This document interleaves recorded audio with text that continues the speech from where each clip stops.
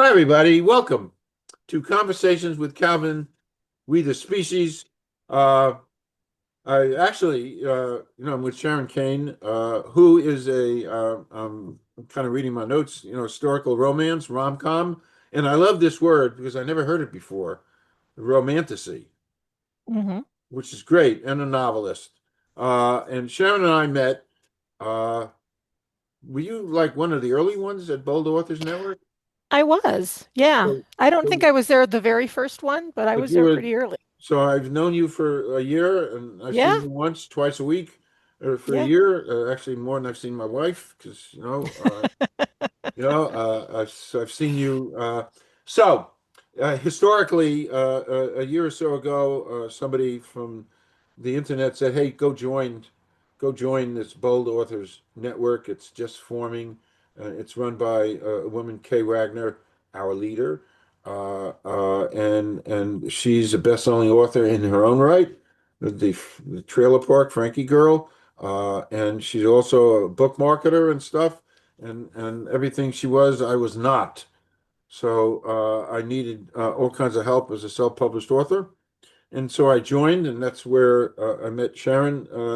And of course, like I said, we're together certainly every Monday from 4 to 5. Absolutely, absolutely that experience and Kay have absolutely changed the trajectory of my life, which is powerful stuff. Because Kay read my tortoise book, and then we sat down in June and realized we're going to collaborate on this 10 things I learned from the billionaire, because I did work for a billionaire for 25 years in the eyewear business. And I learned a lot of stuff. And Kay said, "Did you learn stuff?" I said, "Yeah." She said, "That's a book." And it is a And book. it's a great book too. Thank you. I And just finished my third read through of it. wow. And of course, Sharon was doing some editing Yes. for us and stuff. And hey, it is a great book because it's real. Hmm. And it's real because I learned an awful lot from in the fable portion, the umbrella fable of this. There were three people that I really learned from: the billionaire, the billionaire's son, another billionaire, and an architect of so much, Henry, an architect of so much. So, 25 years, in some cases, 7 days a week, messages and stuff, and meetings and courses. This head has been filled. So it came out. It came out. And listen, just one more little side thing about the book. This guy, Mark Zuckerberg, uh, this third richest guy in America, 238 billion. I follow his wealth every day. Uh, I've got nothing else to do. So at 238 billion, he flew 5 years ago to meet with my boss. He flew to Italy to meet with my boss, and Mark Zuckerberg had this idea to take a pair of Ray-Ban or Oakley sunglasses, because my boss makes them, and stick this inside. The essence of this, so it became smart glasses, which is being sold all over America today, called Meta glasses. So Zuckerberg may have spent 3 days with my guy, and I spent 25 years with him. So I And have, and his lessons are elegant and the book is very well written and thank it's you. stuff that's helpful in everyday life. It's not just, if you sell eyewear. Yeah. By the way, it is everyday life, and I tried to get that across, but I don't want to talk about me. I want to talk about you.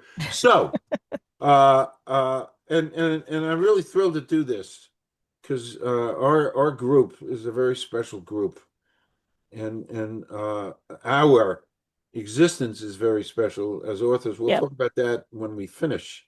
A special question I want to ask. We talked about, but it's very special. We are a family, you know.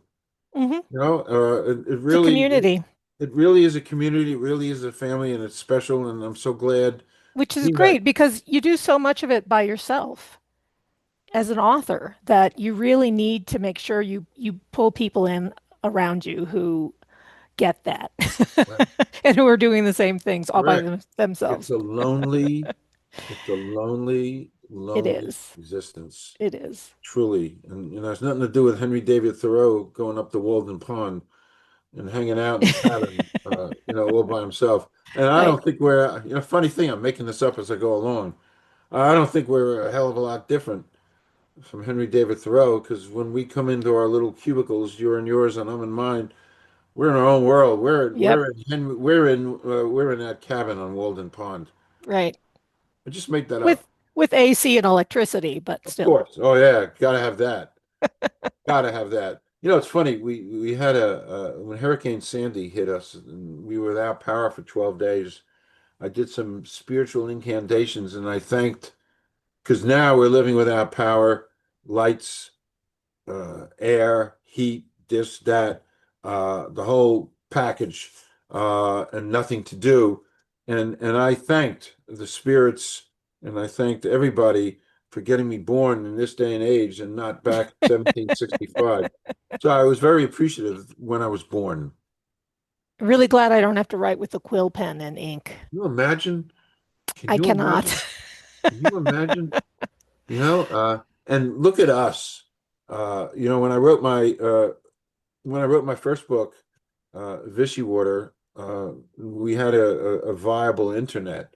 And so rather than go to a library and sit in the library and run back and forth to the book stacks and all this stuff, and all the file cabinet and all the file cards, I'm just sitting there, whatever question I had, I went to Google and it was wonderful. And you know what? I don't know if I could have ever been a writer without the internet.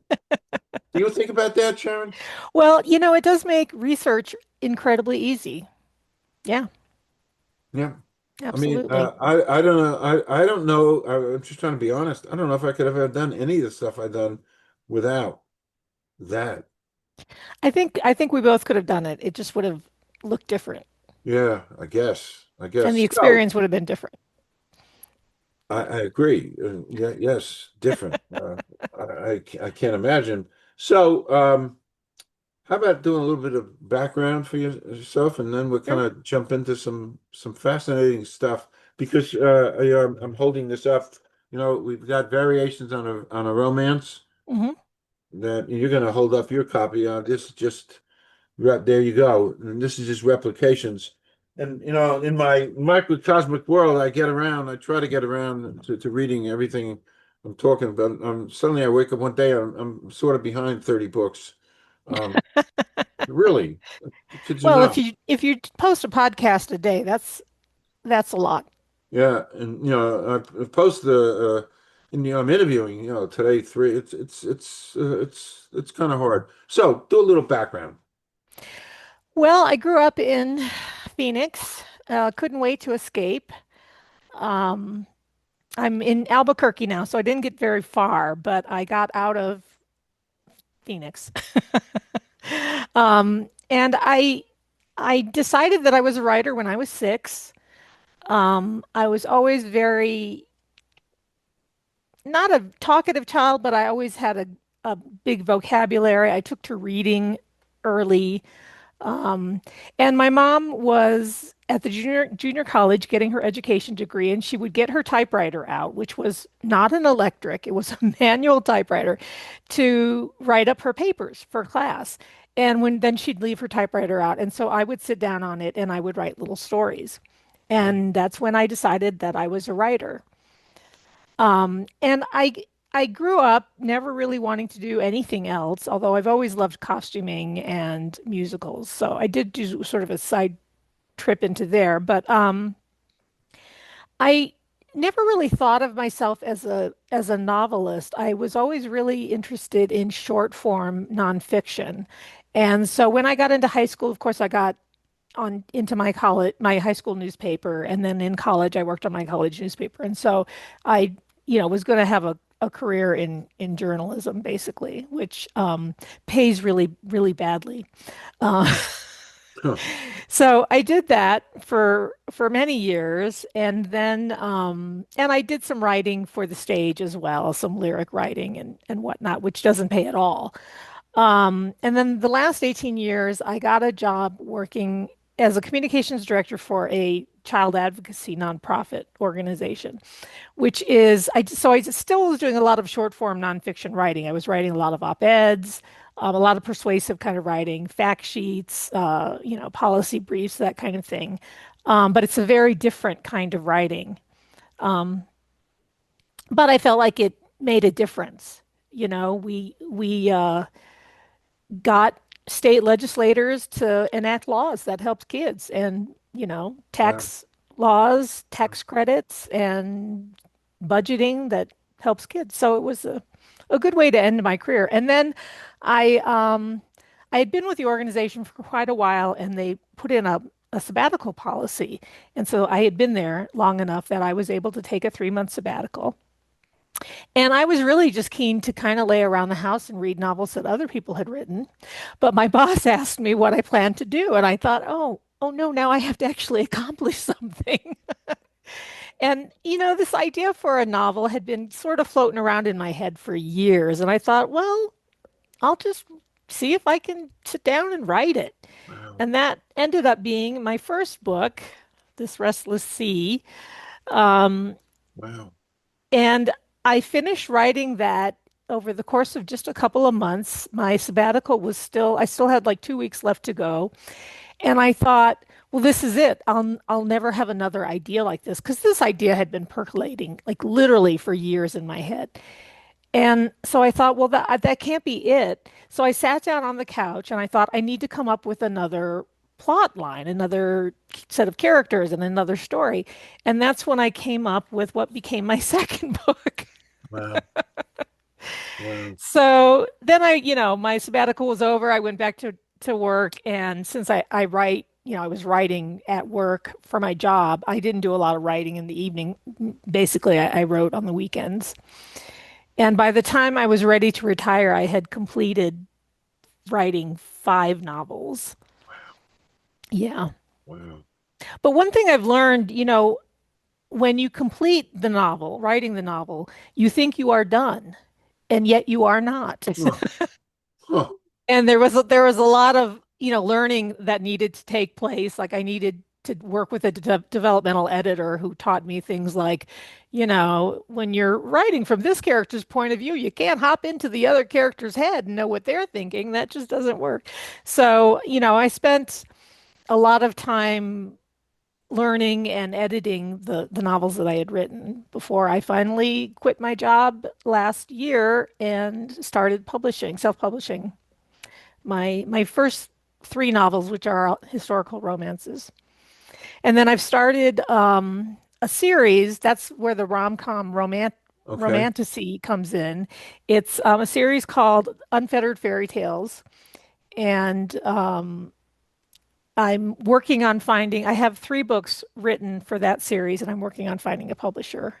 And they're sort of a fractured fairy tale kind of idea. They're romantic comedies that take place in medieval England, and a lot of body humor, Uh, dragons, why? witches, and whatnot. I'm sitting. Why historical fiction? That's a By the great way, that's a question. tough. It's a toughie. I'm listening to you, It but is. yeah, I don't have the slightest inclination to ever touch that. Well, I've always loved historical romance in movies. I love a good costume drama. Oh my gosh. I've always been fascinated by women's clothing and men's clothing as well, but mostly women's clothing over the centuries because of what it said about how women were treated and the roles that they were expected to play. And like I said, I've always had an interest in theater as well, in particularly musical theater. And so I've always had that sort of theatrical sense. So, um, you know, the thought of writing a romance in contemporary times just doesn't really do that much for me. To me, I want the story to take me somewhere else, to take me back in time. And of course, I'm also an unapologetic feminist.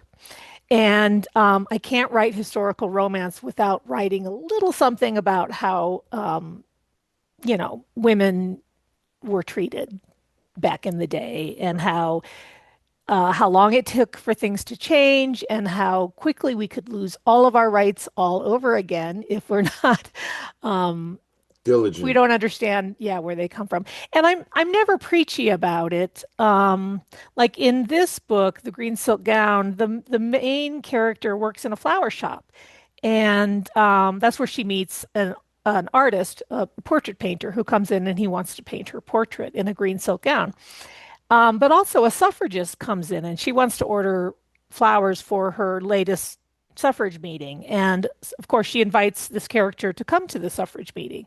And she thinks, well, I don't really know anything about women's rights. I don't really have an opinion on why women should, why the vote would be helpful for women. And so she decides to go. And so she learns about things. And so that's how I I bring that information into the novel. I make it important to the main character rather than making it like a side thing. Okay. So You said you're a feminist. In my writing, I am too. I am too. I'm proud to say I've been on the advisory committee of the Women's Health Institute, the only guy, uh, great. for 5 years. I have to send you a picture. There's a picture of me. It's the funniest picture. It's a picture of me, and they had a meeting, a conference. It was a seminar, and all the interns I was at the advisory committee, the Rutgers Robert Johnson Medical School. So there's a picture of me, and there's a whole and all everybody. I'm sitting in a chair, and everybody's standing behind me. So there's about 70 women And uh, you.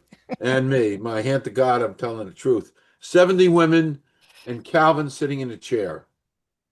Uh, uh, because and in my writing, and it was probably one of the glibest things I've ever done, but I expressed that I dislike the Cro-Magnon caveman because, in my opinion, he was the beginning of misogyny by Yeah. making a woman walk 2 steps behind him, and that's glib.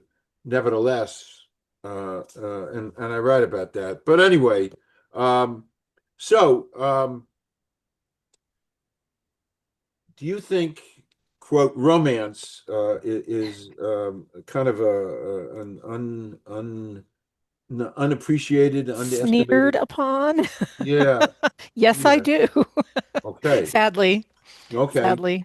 I had one person say to me once, that she thought, and she said this with sadness, that women who read romance were just they were missing something from their lives. And I didn't say anything back to her at the time, but I thought about it and I thought, well, you're saying that women read romance because they don't have love in their lives, obviously. And if that's the case, if that's why people read books, then what does that say about people who read murder mysteries? Does that say they don't have enough death and destruction in their lives? No, it doesn't say that at all. And people who read sports bios, does that mean that they wish they were, Magic Johnson? No, it just means they're interested in that subject. And so, I had a friend tell me recently after she finished my second book. She said she liked the first book, the second book better than the first book. But, she said, I'm not the kind of woman who reads romance. And I did not ask her what that meant. Oh, so what kind of woman would that be? Because it was obvious from her tone of voice that it was not a good thing. And I thought, what does that say about me? If women who read romance are inferior, what does it say about the people who write it?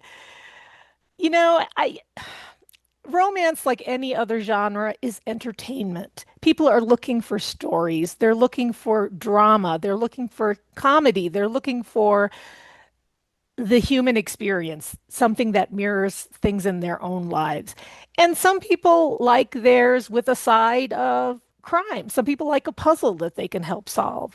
Um, and we're all looking for the human connection when we read. Even in science fiction, science fiction is very often says a lot about our modern world and the way we treat each other and what we do to each other. It's just set in a science fiction setting.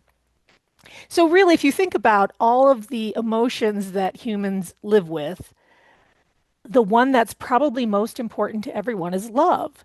The people, what's more important to you than the people that you love? Nothing.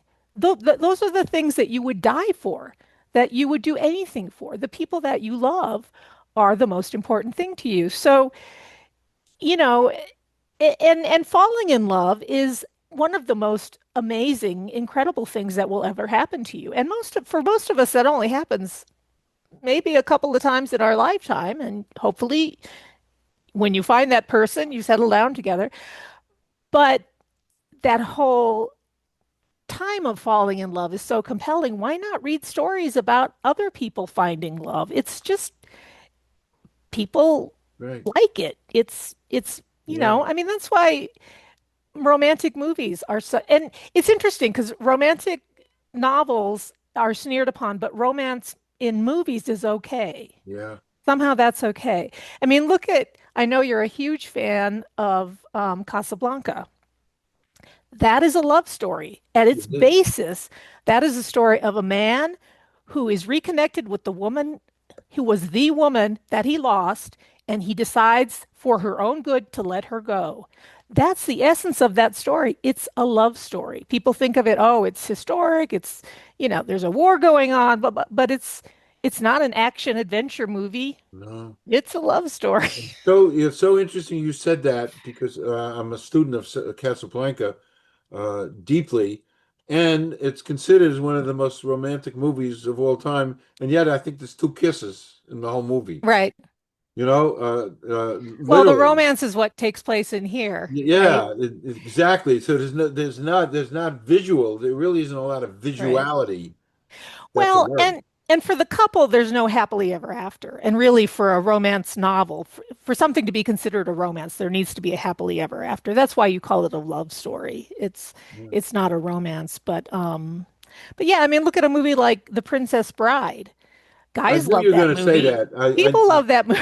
Yeah, and that's historical romance. At its heart is it's historical rom-com. Yeah, yeah, Yeah. It's also a romantasy because there are fantasy elements in it. right. But it's a romance. It's about, guy meets girl, guy loses girl, guy finds her again. That's the essence of the story. And yet that's okay. But we can't read a novel like that. I don't I don't understand and we may want to get to this later, but I don't understand why men don't read more romance. We can talk about it right now. Okay, for very specific reasons. Yeah, and I don't even have I don't, well, I'm not a great reader, but I don't have a fathom idea why men don't read more. Well, there are different kinds of romance. There are sweet romances, like my first book. That's this one. There's just a kiss. That's it. They Wow. get married, then you close the door. And then there's steamy romance, which can be anywhere from R to X rated. We're talking name and body parts, where they go. Okay. So if you think about steamy romance, these are sex scenes written by women for the enjoyment of other women. If you wanted to learn how to make love to a woman, that's the best textbook you will ever find. So I don't understand why men don't read more steamy romance. Maybe they just think they know how to pleasure a woman and they don't need to learn, but But they don't. they don't. Yeah, let me tell you, in my experience, we could all learn a little bit in that Yep. regard. Yep. Truly. Truly. That's such it just never dawned on me why, even in my limited reading, that was never, you know, Well, I'd rather read The Godfather. if you've never read a steamy historical romance, you don't know. You don't know Right. that it's like, good Lord, this is a textbook for how to touch a woman, how to hold a woman, how she likes to be kissed. And, I'll tell you that, like, I love for my face to be touched. And I can tell you that women love that. And why do I know that? Because probably 90% of the romances that I read have that in it. The women who are writing those romances are having the man touch her face because women love that. Wow. Men don't know because they're not reading it.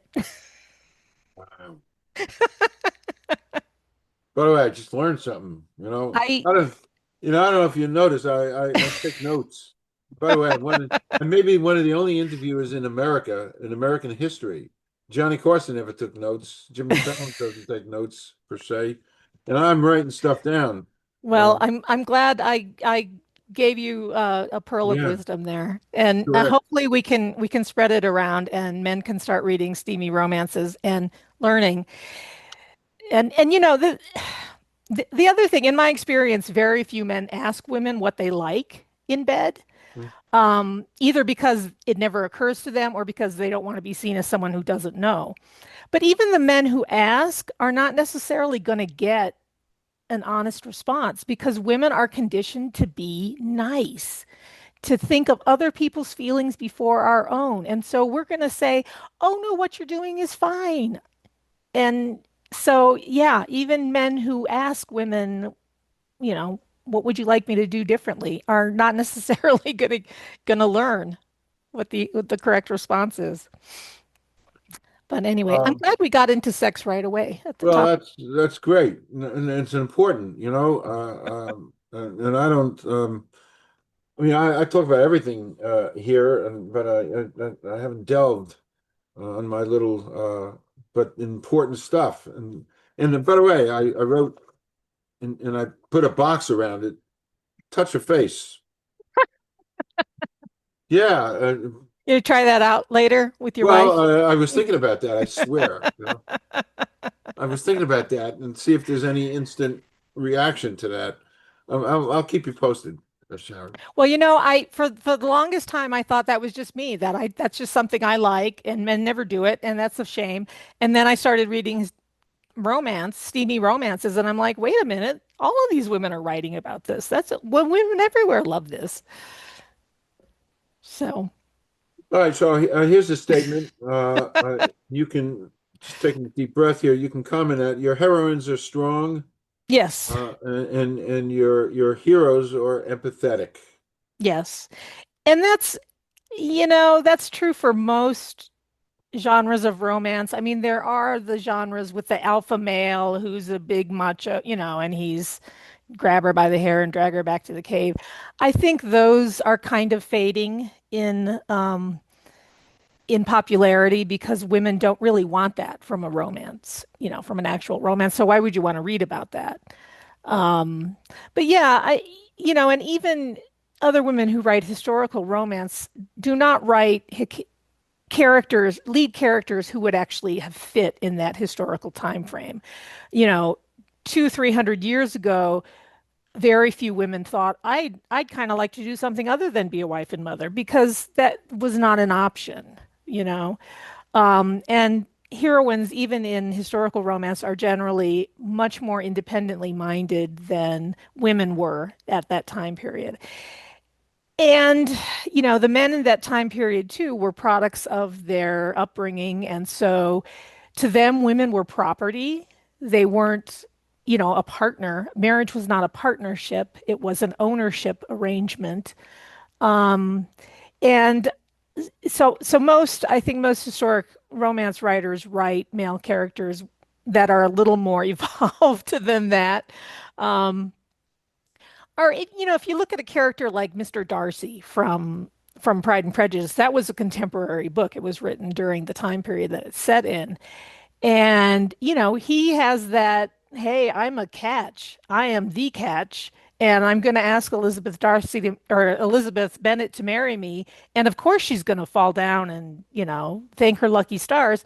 Well, she doesn't because he's kind of an a-hole. And so she turns him down, and he realizes, oh, maybe if I want to catch Elizabeth, I need to change. Maybe there's something wrong. Maybe I'm not all that after all.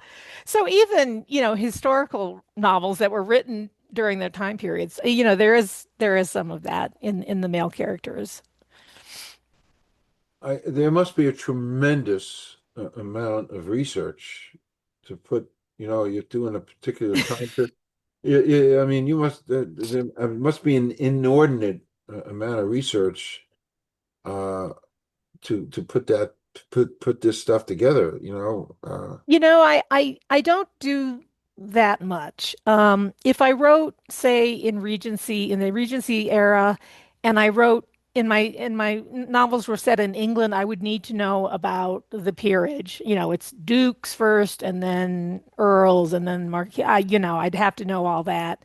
And I don't write. Mine are always set in the U.S. And most of them are set in the West or the Midwest. Um, so I don't have to actually do a lot of research. I mean, yeah, sometimes I need to know, oh, would she be using a fountain pen? Had fountain pens been invented yet, or would she be using Wow. a quill? So Wow. there is stuff that you need to look Yeah, up. yeah, yeah. And then with my Unfettered Fairy Tale series, of course, I'm looking at the Dark Ages, so things were very, very different then.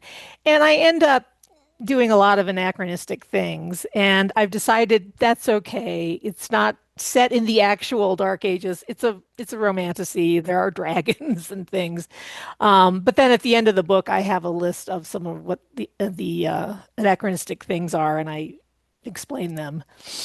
So So you also have to do a kind of a balancing act, historical accuracy and modern intelligence. I mean that's a pretty important balancing act. sure.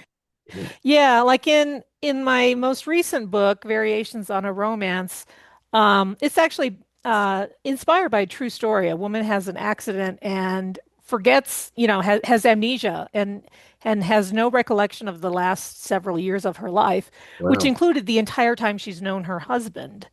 And this actually happened, I think, in the 80s or 90s.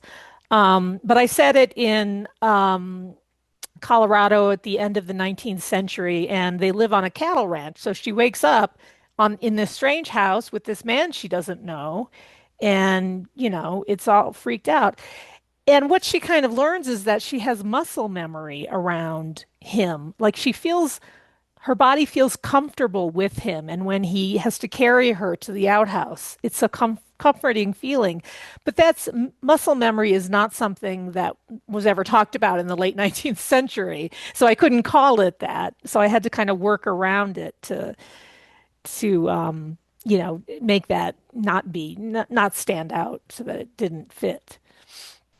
So talking about variations on a romance, um, so there's the element that Peter, your character, has to now The court husband, his right? wife all over again. Uh, that's kind of hard. Yeah, Yeah, it was hard enough courting her the first time. yeah, and then he has Because to he's court her a all he's a over again. very quiet kind of, um, self-contained kind of person. So yeah, that's So difficult for in him. that theme, in that theme, there's some really powerful elements. Love, what love is really about. Right. What is based Response, on. these are really enduring.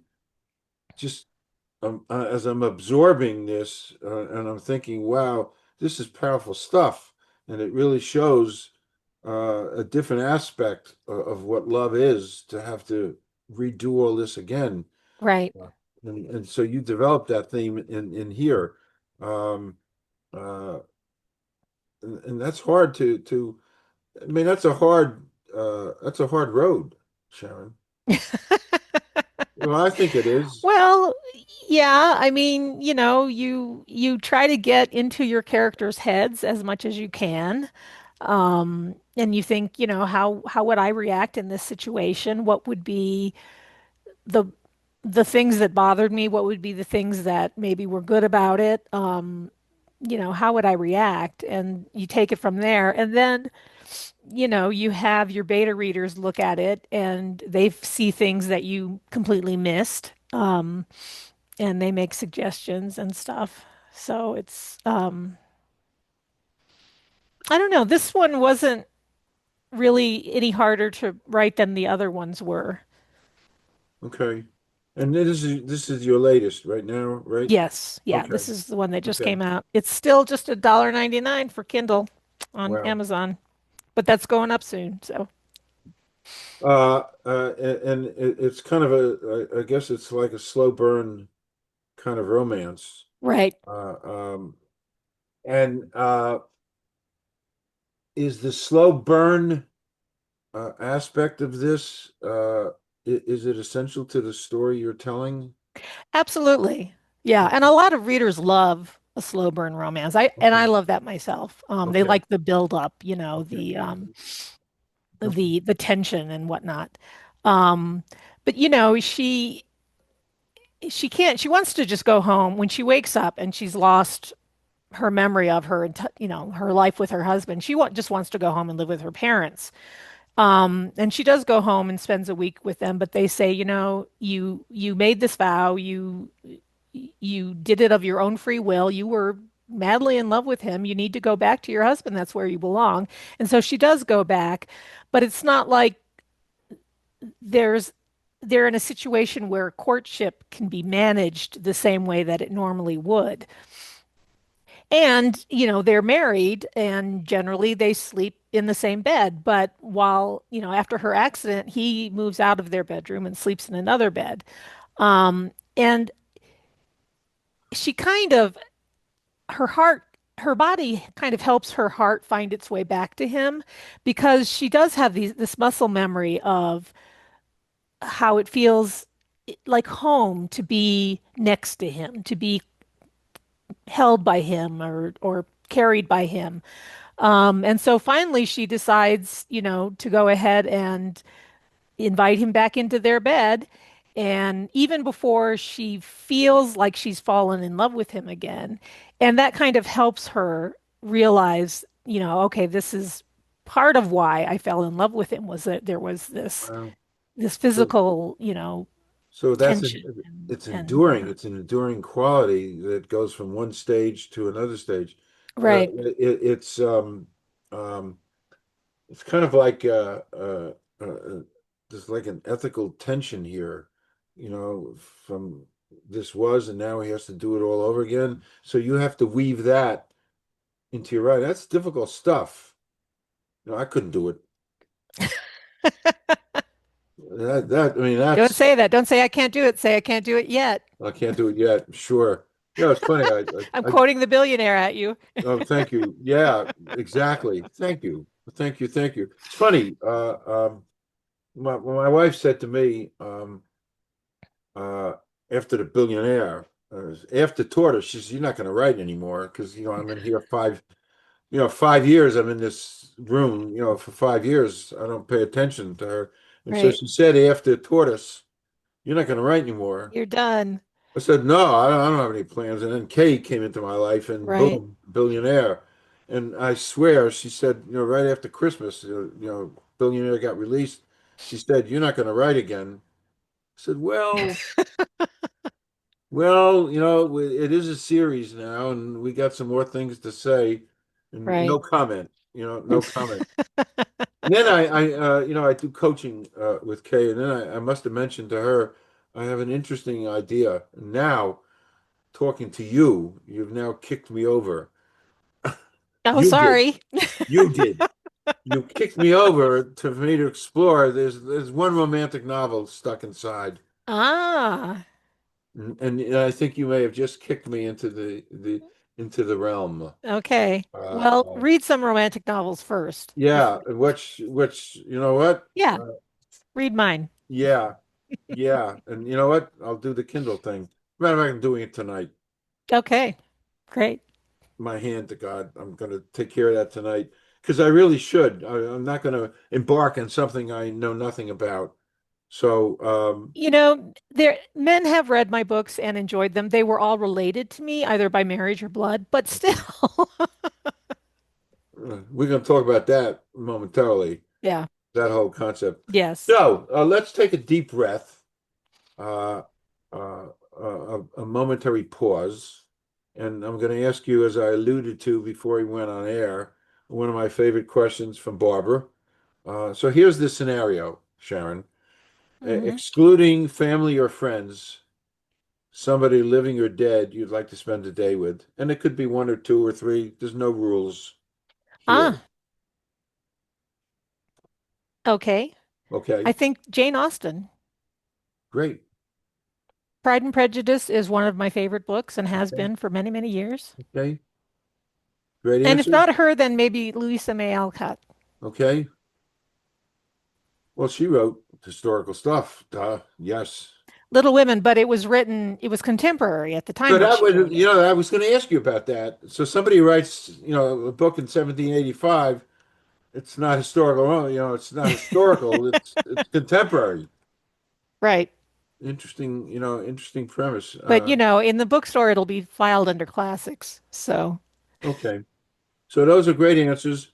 Another Calvin question. Do you have any favorite movies? You already kind of alluded to some of Pride that. and Prejudice, the most recent Sure. one with Okay. oh, her name escapes me. But anyway, the most recent one. Okay. That's fine. That's fine. Keira Um, Knightley, that's her name.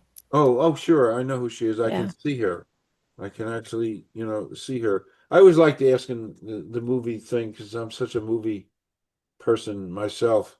Um, um, okay. Oh, and another off topic. Your overwhelming opinion of this. I love to ask this because I've been delving into the world of AI now for 2 years, and I got friendly with he's a philosophy professor up in Vancouver, and he's actually building his own computer, Hmm. a self-awareness computer. I forgot. Oh, he called it Cassandra. But anyway, so I've been delving into all these AI things now. Of course, it's all over the place. How do you, in general, feel about AI? I always like to ask that. In general, I feel AI is really, really good for a very small number of things. And like catching errors. I mean, when you're typing on your Word document and you type a word and it underlines it and it suggests a different word, that's AI, basically.